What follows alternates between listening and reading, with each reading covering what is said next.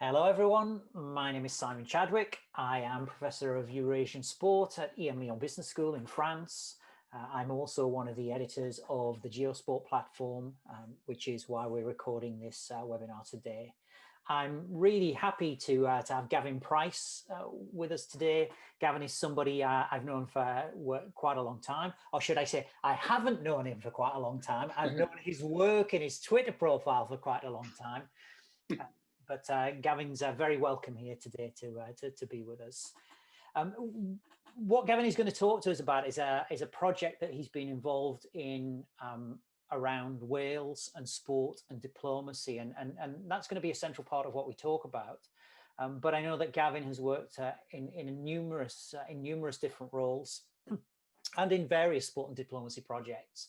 So hopefully what we're going to be able to do is to talk a little bit more generally beyond Wales and look at a range of different sports and cases. So if I could begin, Gavin, with just a very simple question, which is, can you tell us about who you are and what you do, where you've worked, and the kinds of things that interest you? Sure. Thanks, Simon. It's a pleasure to take part in the GeoSports platform. I think it's a fantastic initiative. So thank you so much for your time. So I'm Gavin Price, a sports diplomacy expert from Bond University in Australia. It's based in the Gold Coast in Queensland, but I'm currently working out of Wales. I'm a native of Wales. I'm particularly interested in sports diplomacy as it relates to small nations, subnational governments, devolved governments, regions, cities, and so on. I recently co-authored a report with a gentleman called Dr. Stuart Murray, who I work with at Bond University, arguably one of the leading lights in sports diplomacy. It was called Towards a Welsh Sports Diplomacy Strategy. The work was commissioned by the British Council Wales, and we launched the report and its findings at an event just last month. We had a panel including top people from sports, so ex-athletes, people from diplomacy, government, and so on. I guess that's me, Simon. So to kind of ease us gently into the Wales project, could you give us your view, particularly for those people who are unfamiliar with this notion of sports diplomacy? Could you give us your view on what sports diplomacy is and what it involves? Sure, no problem. I thought you might ask me that question because it is a kind of a slippery concept and it's quite confusing. It's evolved over time. So I'll give you the simple answer, and that is that sport and politics do mix, as you know through your work, Simon.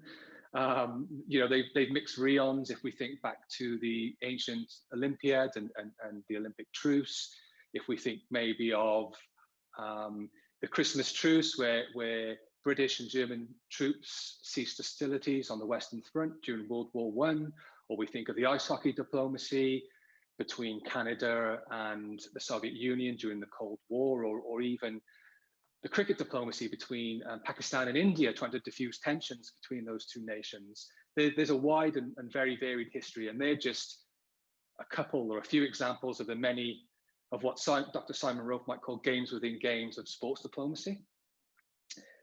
I think if you want the more technical academic definition, I'll give it to you.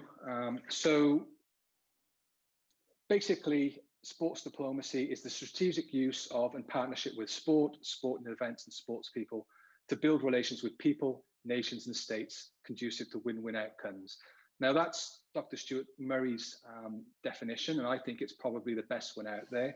Some examples might be sports summits, business networking events, bidding for mega events, hosting mega events, using sport to complement traditional diplomacy, so that you might use a sports person to diffuse a tricky issue. For example, Muhammad Ali was used by the Carter administration in the US to try and gain support for the Moscow Olympics boycott.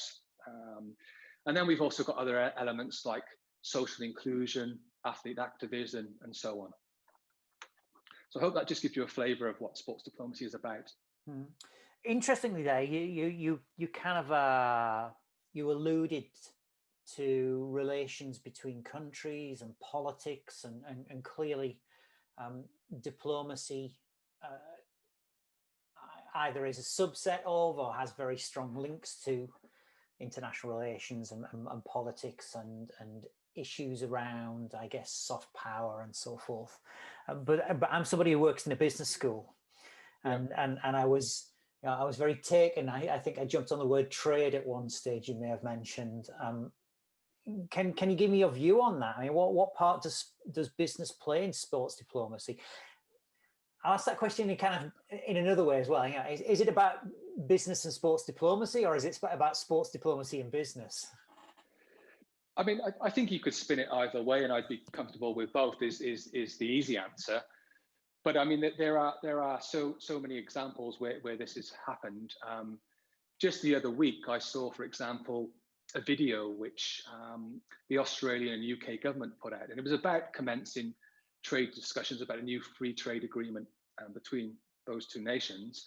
But most of the imagery they used was around sport. So they had images of Ashes cricket tests. They had games between the Wallabies and England. They had images of Scotland playing Australia in rugby and things like that. So I guess, sport is the common ground, the hook that brings people together to have discussions. Now, I also worked in international trade, and I often talk about a story when I was in the Ukraine, and during a break between trade negotiations, we were on the fairly dour subject of agricultural trade and looking at these elements. But I got talking to the Ukrainian trade minister during the break, and the head of the UK delegation was looking at me a bit strangely because I sort of went onto the topic of Dynamo Kiev. I just asked the guy, "Where's the new stadium? Where can don't mention Shakhtar. Don't mention Shakhtar."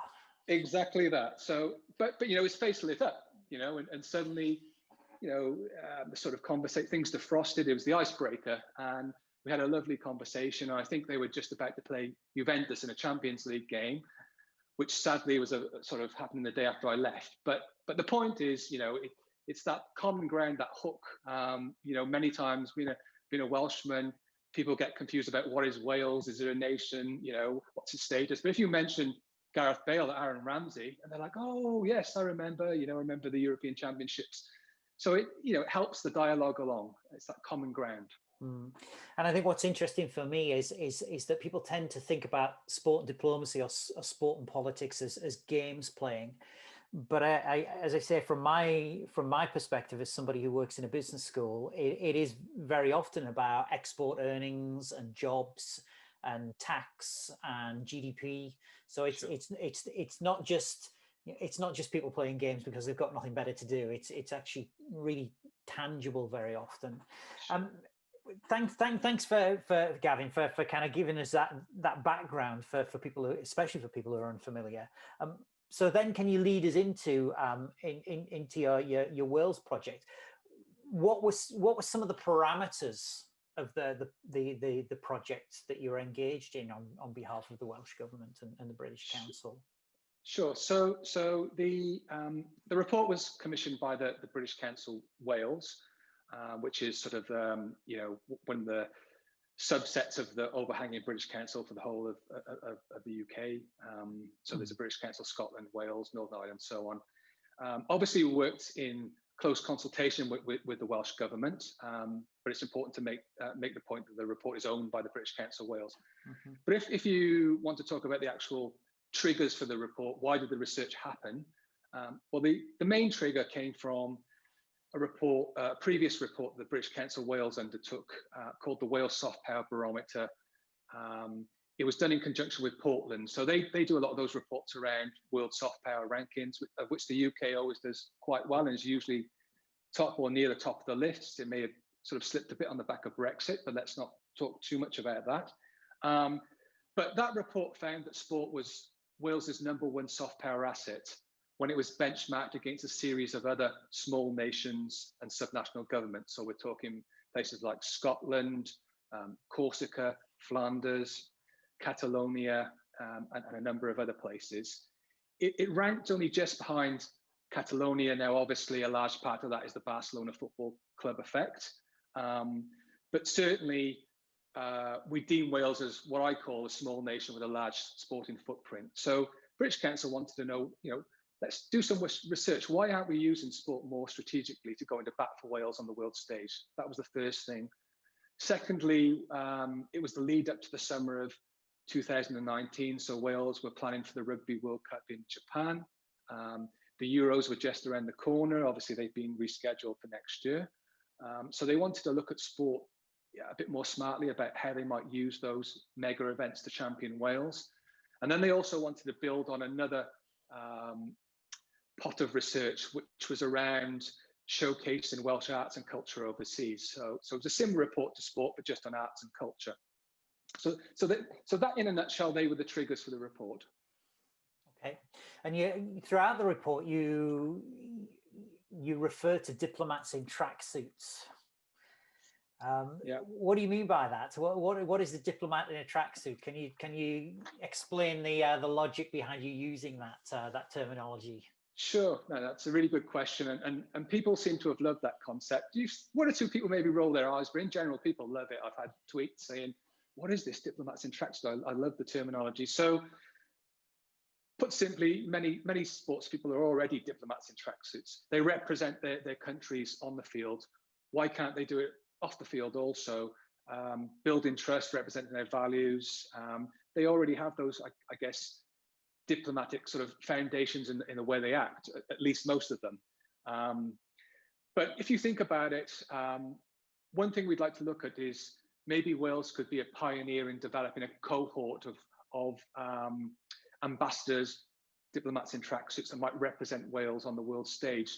Imagine what people like, for example, the retired ex-British Lions and Wales captain Sam Warburton could do with official diplomatic training in conjunction with the Welsh government. Now, obviously, that's a dialogue we need to have with those athletes, and there's some work in the background. Another pool of people might be some of the guys who are nearing retirement from the Welsh international football setup that starred at Euro 2016. The other guys, I mean, the main thing about those people, and I think it's common for most Welsh people, and probably the same in most countries, to be fair, it's not hard to get Welsh people and sports people to go into bat for Wales. So if we can partner their natural diplomatic abilities, their sporting background and profile with formal training, imagine what we could do for Wales. Mm-hmm. Another small country that is actively engaged in trying to promote or develop its diplomatic footprint through sport is Qatar. And recently, the Qatar national team, the football team, was given permission by UEFA to participate in qualifiers for the next World Cup, even though Qatar will qualify automatically as sure. host. And a lot of people were taken aback by this, and for me, I wasn't, because Qatar has managed to get one of its own. The guy who runs Paris Saint-Germain onto the UEFA executive committee. Yep. And so we know a lot of diplomatic activity takes place, through kind of official channels and through governing bodies. And I was wondering if you could tell us a little more about non-state actors in diplomacy, and if there were particular examples from different countries that you could point people to of effective diplomacy being undertaken by non-state actors. Sure. I mean, there are so many examples, and it's an area that's ripe for research. That there are some really good case studies out there already, but it's a fast-growing area. I think it's useful actually to start with the point you made. You mentioned representation through places like FIFA, UEFA, and so on. That's actually one of the key recommendations in the Welsh report, that Wales tries to build the amount of people on formal secretariats or groups. The individual, an impressive lady called Professor Laura McAllister, that wrote the foreword to our report. She's she's been put forward by UEFA as the women's representative on the FIFA Council. So she's going to bat for those elections. She also is a professor of governance and politics at Cardiff Uni, and she also captained Wales women, I think, around about 25 times. So quite a formidable person. But what we want to do is to get more people on different sporting federations at the highest level. So we're looking at potentially developing executive training courses for sports people, so linked with that idea of diplomats in tracksuits. And if you think about it, and this won't come as a surprise to you, Simon, you know, FIFA has more member nations than the United Nations. So a small nation like Wales that doesn't have direct representation at the UN because it's part of the UK represents Wales at the UN, it does rub shoulders on an equal level when it's at FIFA, UEFA, or the Commonwealth Games Committee, or wherever it may be. So it's a really good way of promoting Wales and creating influence. So that's one really important example. Secondly, I've just recently been involved in another project with Dr. Stuart Murray again, where we worked with the Australia Korea Business Council, looking at sports diplomacy between the Republic of Korea and Australia, largely around business outcomes. And that's a fascinating project. I mean, if you think about it, Kia sponsors the Australian Open, Hyundai sponsors the Australian A-League football, and there are many other examples. So we looked at sort of perhaps a series of sport accords or business events that might tap into the best of that. So maybe platforms could be Asian Champions League football games between, you know, Melbourne Victory and Seoul FC, or the Asian Federation Champions Cup, which is the equivalent of the Euros in Europe. Australia hosted that in 2015, and one of the best things that it did around that was there was this program called Match, which was between Austrade, Department for Foreign Affairs and Trade in Australia, and respective governments trying to host business forums, and it deployed various sports people around that. People like Tim Cahill, who's now doing quite a lot of work in Qatar for their football federation.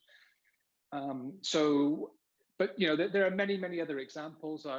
Recently I was doing some research on Barcelona again. I mean, they've done so much work around working with the Catalan government and the city of Barcelona, around the Catalonia tourism brands, championing Catalan culture, particularly around overseas tours to North America, Southeast Asia, and other places. They've recently opened a office in New York in 2016 to increase that footprint.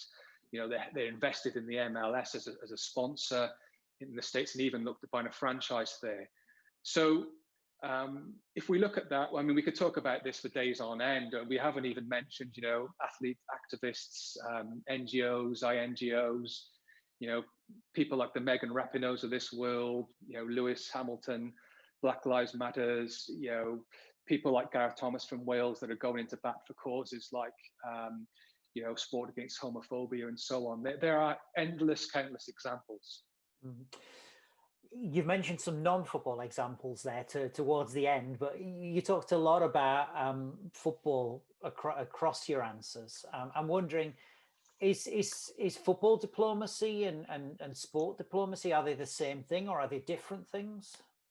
They're one and the same thing, but what I will say is, in my humble opinion, others may disagree, because of the sheer scope and footprint of the world game of football, it deserves its own focus, and arguably it's its own subgenre. It is the one truly world game out there. It's so diversified. You know, even, you know, I talked about Australia earlier. I mean, people associate Australia with Australian rules football or rugby league or rugby union. But the fact is, in Australia, the #1 participation sport is actually the round ball of football. There's no doubt about it. And its participation rates in women and children, for example, are really, really high. And I'm excited that they've, along with New Zealand, they've won the rights to host the next Women's World Cup. And I think that will be a tremendous celebration in that part of the world and will help develop the game of football in Australia and the wider Pacific region. I mean, again, with Australia, if you think of diversity of football diplomacy, they've been leading the way a little bit. They've partnered with the Australian government on what's called the Pacific Step Up program. So they've sent age grade teams to places like Fiji, Vanuatu, New Caledonia, and they've done things like the Young Matildas women's national football team of Australia have actively trained with their opponents to help them build coaching skills, but then also done trips with them to cultural places and learned about their environments to build deeper ties. Now, this may sound like a sort of soft skill, soft power thing, but it's not. If you think about it, the Pacific is becoming a really important strategic region. China is trying to gain influence in the area. They've even been involved in their slightly notorious stadium diplomacy, or at least spoken about in that area. They've deployed medical diplomacy boats whereby they go to a developing Pacific Island nation and pitch up with a hospital boat, and locals can come and get free or very cheap, top class medical care. So there's a battle there, and one of the ways that a smaller power or a medium-sized power like Australia can compete with China and other players in the region is through sport and its love of sport. Mm-hmm. So you mentioned there, and we'll just consider this briefly. You mentioned this term soft power, which quite a lot of people seem to mention everywhere, all the time, about everything. Yeah. Without necessarily understanding what it really means. And I'm just wondering, how do you see the relationship between diplomacy and soft power? How do they relate to each other? Sure. They're inherently connected. As you'd be aware, Simon, it was a term, a construct coined by Joseph Nye from the States. It's about the things that the softer things that attract people to a nation. So if we're talking about Wales, and just using a sporting example, the Euro 2016, the Welsh fans were voted the best fans of the tournament. So you've got people-to-people engagement on the ground level. Arguably, all Welsh fans of that tournament were diplomats in some way, going into bat for their country. So it's about those things like sport, culture, arts, film, even gastro diplomacy. I mentioned Australia earlier, but their kind of coffee and barista culture is kind of, seems to be everywhere these days. You go to New York, there's an Australian style cafe. You go to London, there's an Australian style cafe. Singapore, Hong Kong, and so on. So it's that kind of those sort of soft hooks, of which sport is one of them. What I will say about that, though, is personally, I'm not completely comfortable with the concept, because soft power is still a form of power.